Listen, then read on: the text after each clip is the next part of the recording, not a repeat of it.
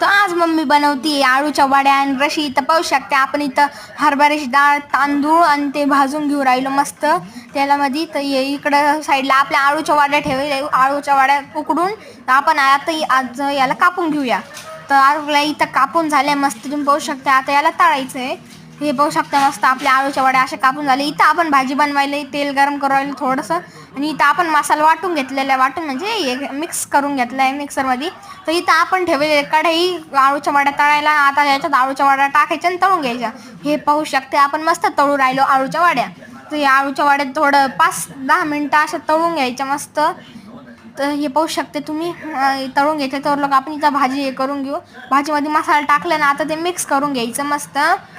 तेला ते थोडं तेल टाकलं होतं ना, त्याच्यामुळे त्याला थोडा हे कलर आलाय लालसर.